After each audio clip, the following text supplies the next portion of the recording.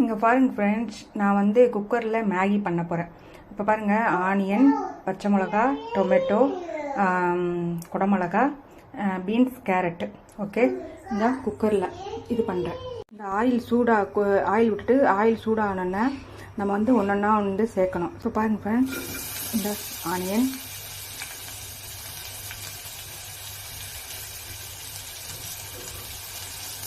ஆனால் மேகியில் வந்து முடிஞ்சளவுக்கு வந்து நம்ம காயெல்லாம் சேர்த்து சாப்பிட்டா அந்தோட எஃபெக்ட் இருக்காது. அதனால் காய் போட்டு சாப்பிட்டா தான் நல்லது உடம்புக்கு.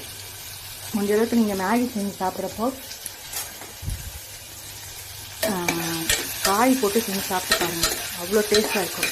நான் அவ்வளோ ஒரு ரெசிப்பியில் முட்டையும் சாதமும் போட்டு பண்ணிங்க, அவ்வளோ சூப்பராக இருந்துச்சு.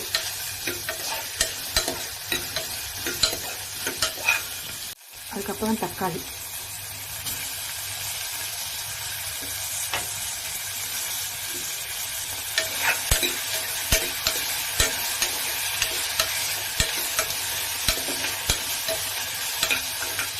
அதுக்கப்புறம் வந்து பீன்ஸ், கேரட்டு,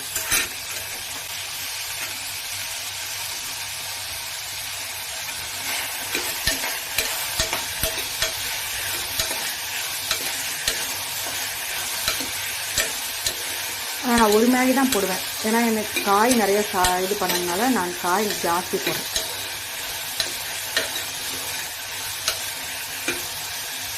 அதுக்கப்புறம் வந்து இது கூட கொஞ்சம் உப்பு போடணும். ஏன்னா அந்த காய்க்கு உப்பு பிடிக்கணும்ல, அப்போ தான் டேஸ்ட் நல்லாயிருக்கும்.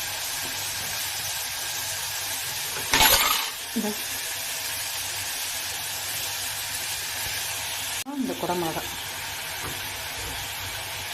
நீங்கள் பாருங்க, நான் தண்ணி ஊற்றிட்டேன். அவ்வளோதான் தண்ணி ஊற்றிருக்கேன். இவ்வளோ இருந்தால் போதும் தண்ணி. ஏன்னா நம்ம குக்கரில் வைக்கிறனால உங்களுக்கு குழகுலன்னு இருக்கும், கொஞ்சம் கெட்டியாகவும் இருக்கும்.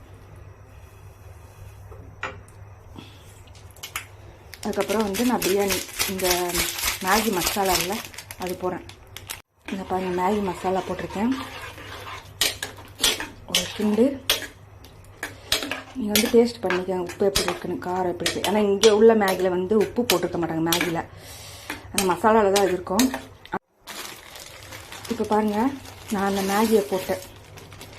மசாலா ஒரே ஒரு பாத்திரம் தான் போட்டிருக்கேன். சூப்பராக இருக்குது டேஸ்ட். இப்போயே நான் டேஸ்ட் பண்ணி பார்த்தேன், சூப்பராக இருக்குது.